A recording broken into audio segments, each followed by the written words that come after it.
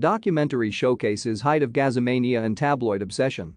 On Thursday night, the family of Paul Gascoigne joined to watch a screening of a new documentary about his life. Paul was supposed to be there. Earlier in the day, at a smart London hotel, he had been booked to participate in a Q&A with assembled media to discuss Gaza, the latest look into the chaotic, troubled yet so often brilliant life of one of the country's most talented and celebrated footballers. Paul did not make it to either viewing. It was, in short, all a bit much for the 54-year-old Gascoigne. Too raw, even after all these years.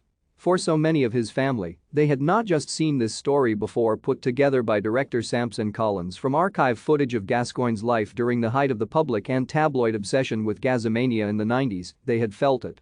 They had been at the heart of the storm. They witnessed Gaza captivate the nation at Italia 90 and again at Euro 96, the goals, the tears, yet also read the headlines of the nights out, the drunken misdemeanors, the domestic abuse. They had seen their son, their brother, hounded and exploited. His every move followed, his phone hacked, every morsel of his life feasted upon in the pages of newspapers in a pre-social media age. But there are younger members of his family who hadn't. And, for them, it was difficult to watch. "I saw firsthand everything during this time," said Paul's sister Anna. But my daughter, Paul's niece Harley, had no idea and she cried all throughout the documentary. "It was hard to watch and very emotional. For me it really highlighted what I have been saying for years." Paul was a young vulnerable man whose mental health suffered terribly because he was exploited, used and taken advantage of by people who he trusted to benefit their careers and line their pockets. The actions of the press and the betrayal of people close to Paul, who also had close connections to the press, is appalling. Anna is included in the documentary. There is a moment, right at the end, where she wonders what life would have been like had Paul been different. What would it have been like if Paul had just been your average footballer, she asks. Just playing for an average team and not ever playing for England, just enjoying his job and getting on with it. I wish that had happened. I really do.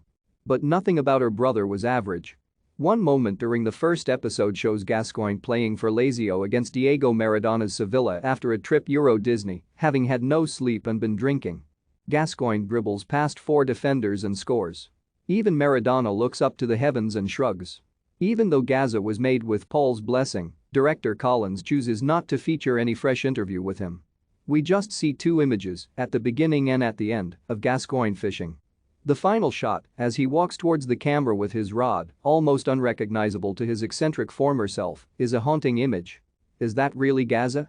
It's strange not to hear from him but was also fitting. Gascoigne was, in many ways, a passive part of his own story. A boy trying to be heard as the storm raged around him. A vulnerable man who struggled with fame. One who strived to be loved. But, in others, a man who must take responsibility. He admitted to beating his wife Cheryl. We hear from his former teammates like Paul Stewart and Paul Merson. His family, such as Anna and his mum Carol. And also former journalists, ones who had spent so long doing anything they could to keep Gascoigne's face in their pages. Former News of the World journalist Paul McMullen puts it this way. The guy ends up diagnosed with extreme paranoia, when the reality was, it wasn't paranoia, it was genuinely true. We put the paranoia there. By the end, Gaza feels less documentary of Gascoigne's life, more social commentary of sleazy tabloid culture. Collins believes the two, when it comes to Gascoigne, are entwined like old rope. I think the documentary is brilliant, but heartbreaking, says another of Paul's sisters, Lindsay. I'm just glad the truth is out there now about how bad Paul was treated by certain people. This means a lot to me. Gaza is on BBC Two and iPlayer, April 13 and 20 at 9 p.m.